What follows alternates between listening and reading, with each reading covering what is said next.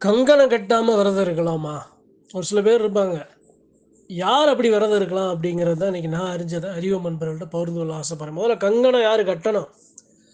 கங்கணம் அப்படி கட்டாம யாரெல்லாம் விரதம் இருக்க முடியும்? அப்படி கங்கணம் கட்டாம விரதம் இருந்தா என்ன நடக்கும்? அப்படிங்கிறத தான் நான் அறிஞ்சத அறிவு நண்பர்கள்ட்ட பகிர்ந்து கொள்ள ஆசைப்படுறேன். சரி, கங்கணம் கட்டுறோம் அப்படின்னா, கங்கணம் அப்படிங்கிறது தெய்வத்த சுமக்கிறதுக்கு சமம்.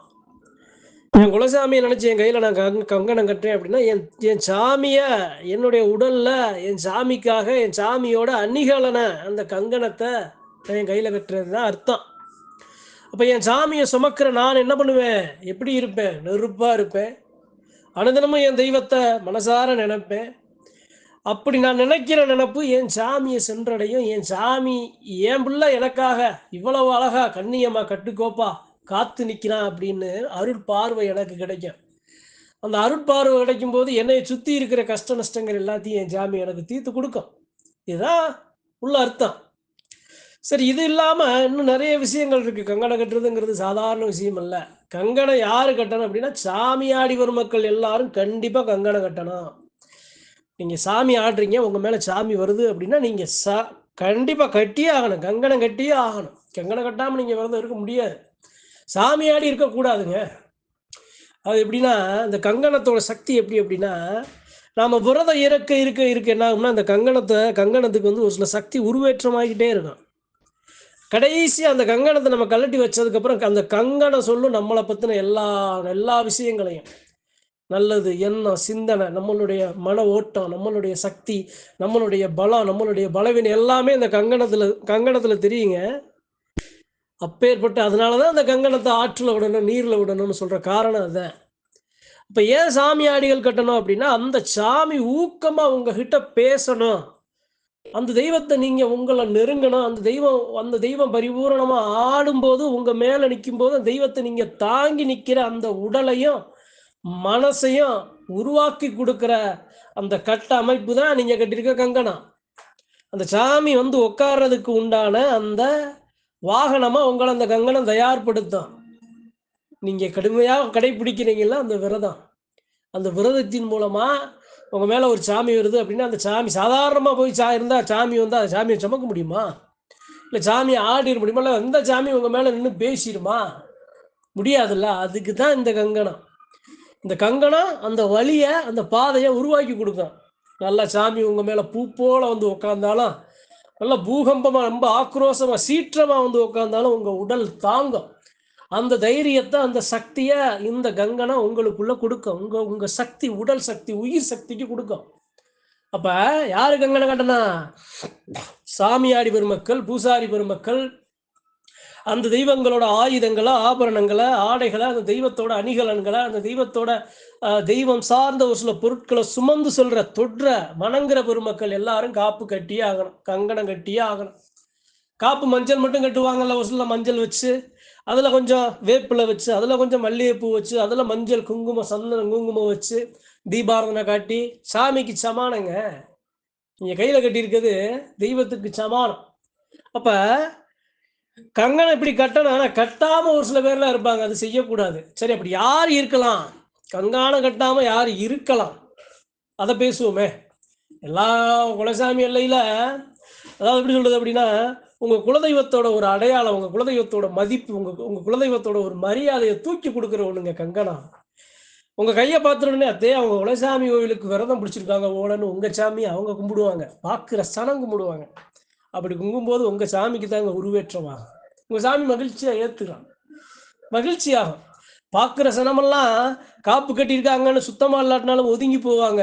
பார்க்குற சனமெல்லாம் குலசாமிக்கு விரதம் பிடிக்கிறாரப்பா, குலசாமிக்கு குடும்பத்தோட விரதம் பிடிக்கிறாங்க, நாமளும் பிடிக்கணும். நாம பிடிக்கலையேங்கிற அந்த எண்ணம், பல நூறு நல்ல விஷயங்கள இந்த கங்கணம் பிரதிபலிக்கும், செயல்படுத்தும், உருவாக்கும். அப்படி எல்லாரும் சிறு குழந்தையிலிருந்து எல்லாரும் குடும்பத்தோட கட்டி போறது அந்த சாமிக்கு செய்யற மரியாதை. உன் குடும்பத்தோட கங்கணம் கட்டி கடுமையான விரதம் இருந்து உனக்காக வர்றேன் அப்படின்னு சாமிகிட்ட சொல்லாம சொல்றதுதான் இந்த கங்கணம். அப்ப இந்த கங்கணத்தோட சக்தி சாதாரணமானதல்லங்க. சாதாரணமானதல்ல. அந்த கங்கணத்தை நீங்க கையில கட்டிட்டீங்க அப்படின்னா, உங்க உடல்லையும் சரி, நீங்க இருக்கிற இடத்துலயும் சரி, நீங்க செய்யற தொழில்லையும் சரி, மனசுல என்ன எல்லாத்துலயும் அழகான ஒரு சக்தி பெற்று விளங்க பெறுவீர்கள். ரொம்ப அழகா உங்களுக்கு அழகான ஒரு சக்தி கிடைக்கும். அந்த மனோபலம் அதிகமா கிடைக்கும். அதாவது அது ஒரு உயிர் சக்திங்க. அது ஒரு உயிர்ப்பு சக்திங்க. நம்மள ஒவ்வொரு நொடியும் நம்ம பலவீனத்த கொஞ்சம் கொஞ்சமா அத குறைச்சு நம்மளுடைய பலத்த கூட்டி குடுக்கும். அதனால தான் கங்கணம் எல்லாரும் கட்டணும். குலசாமி கோயிலுக்கு எல்லாரும் கட்டணும். எல்லாரும் அதுக்கு குறிப்பிட்ட நாள் இருக்கும். 14 நாள் இருக்கும், 21 நாள் இருக்கும். இல்ல 1 மாசம் இருக்கும். இல்ல 48 நாள் கூட கட்டி விரதம் இருக்கிறவங்கலாம் இருக்காங்க. அப்ப கங்கணங்கிறது கண்டிப்பாக தவறாம எல்லா குலமக்களும் கட்டணும். சாமி வந்தாலும், சாமி வரலாட்டாலும், சாமி ஆடுனாலும், ஆடலாலும் எல்லாரும் கட்டணும். ஏன் அப்படின்னா, இவ்வளவு நல்ல விஷயங்கள் இருக்கு கங்கணத்துல. கங்கணத்துல இவ்வளவு நல்ல விஷயங்கள் இருக்கு. அந்த மஞ்சள் இருக்குல்ல, அது எப்படி அப்படின்னா, ஒவ்வொரு நாளும் உங்க உடம்புல இருக்க நோய கூட அது தீர்த்து குடுக்கும். உங்க உடல்ல இருக்க நோய கூட அது வாங்கிக்கிட்டு, அது உங்கள அழகா பாதுகாக்குங்க. அப்பேற்பட்ட சக்தி கங்கணங்கிறது சாதாரண விஷயம் அல்ல. அத பேசிக்கிட்டே போலாம். சரி, கங்கணம் கட்டாம விரதம் இருக்கலாமா? இருக்கலாம். ஒரு சில பேர் இருக்கலாம். யார் இருக்கலாம் அப்படின்னா, அதாவது எப்படி சொல்றது அப்படின்னா, ஒரு சில தொழில் செய்றவங்க கூட ஒரு ஒரு ஒரு இறைச்சி சார்ந்து அல்லது ஒரு அசுத்தம் சார்ந்து தொழில் செய்றவங்க கூட, அது தொழில்ங்கிறப்ப அது 2ஆம் பட்சம். அந்த சாமி தொழிலு அப்படிங்கிற மாரி அத ஏத்துக்கிறேன் நான். இருந்தாலும், இது போன்ற அசுத்தமான ஒரு சில செயல்கள் அந்த நேரங்கள்ல செய்யும்போது, மனசளவுல, உடல் அளவுல இருந்து, கோவிலுக்கு செல்லும்போது ஒரு 2 நாள், 3 நாள் அல்லது அன்னைக்கு அப்படி கங்காணம் கட்டி போறவங்களும் இருக்காங்க. அப்பேற்பட்ட மக்கள் இருக்கலாம். அல்லது உடல்நிலையில ஒரு சில மாற்றங்கள் இருக்கு. ஒரு சில அசுத்தமான நிகழ்வுகள் நடந்துகிட்டே இருக்குங்கிற பட்சத்துல, அவர்கள் அது மாதிரி செய்யலாம். ஆனா, மற்ற பெருமக்கள் அப்படி செய்யக்கூடாது.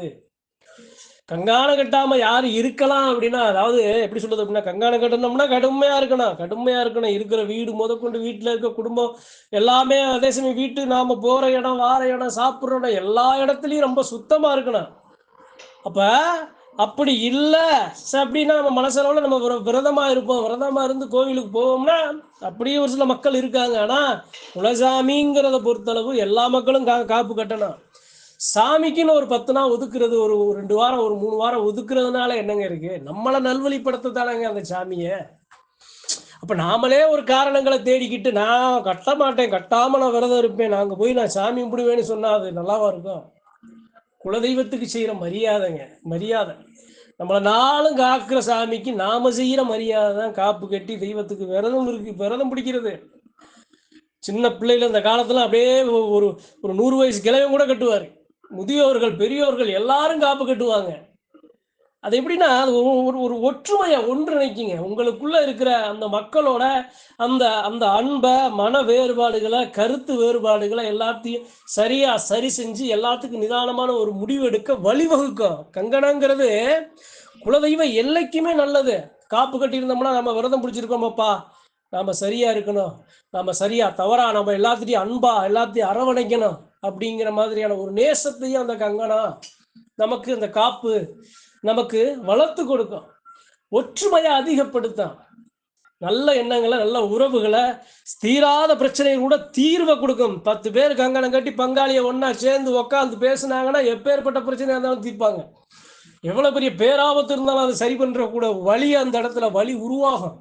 தீர்வு கிடைக்கும். ஏன் அப்படின்னா, அவங்க கூட அந்த தெய்வ சக்தி, அவங்க எடுக்கிற அந்த அதாவது சொல்லு, செயல் எல்லாத்துலயும் அந்த தெய்வம் அவங்க கூடயே இருக்கிறதுனால, அந்த சாமி அதனுடைய தீர்வை கொடுத்து, வழிவகைகளை கொடுத்து, தீராத பிரச்சனையை கூட தீர்த்து கொடுக்கும். அப்பேற்பட்ட சக்தி வாய்ந்தவர் தான் காப்பு கட்டி கங்கணம் கட்டி விரதம் பிடிக்கிறது. அப்ப அறிவோம் நண்பர்கள் சொல்றேன், நீங்க உங்க குடும்பத்தோட கட்டுங்க. சின்ன குழந்தையா இருந்தாலும் கட்டுங்க.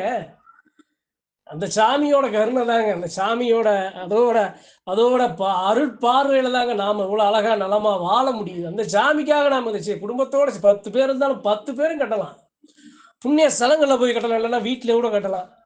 நல்லா சுத்தம் பண்ணி கொத்தம் கோமியத்தை கொடுத்து நல்லா ஒரு கங்கணம் கட்டி ஒரு காணிக்கை எடுத்து வச்சு அந்த சாமியை வணங்கி வந்து பாருங்க.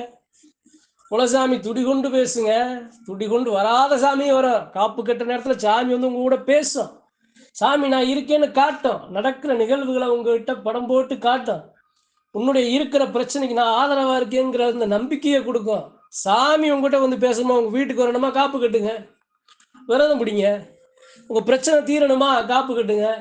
உங்கள் மன அழுத்தம் தீரணுமா காப்பு கட்டுங்க. உங்கள் வீட்டில் நிறைய எதிர்மறை சக்திகள், எதிர் வினைகள் இருக்குன்னு நீங்கள் நினைக்கிறீங்களா, காப்பு கட்டுங்க. நிறைய தீயவர்கள் சுற்றி இருக்காங்கன்னு நினைக்கிறீங்களா, காப்பு கட்டுங்க. நல்லா தொழிலில் முன்னேற்றமில்ல, நிறைய தடங்களாக இருக்கா, காப்பு கட்டுங்க. இது மாதிரி எல்லா வினைகளுக்கும், எல்லா குழப்பங்களுக்கும் தீர்வு காப்பு கங்கண விரதம். அந்த சாமி தவறாமல் செய்யுங்க அறிவு நண்பர்களேன்னு சொல்லி இந்த பதிவை அறிவு நண்பர்களுக்கு எல்லாரும் கங்கணம் கட்டி உங்கள் குலசாமிக்கு சந்தோஷமாக விரதம் பிடிச்சி தெய்வத்தை வழிபட்டு வரணும்னு பகிர்ந்து கொள்ள ஆசைப்படுறேன். நன்றி, வணக்கம். மற்றும் ஒரு பதிவில் சந்திப்போம்.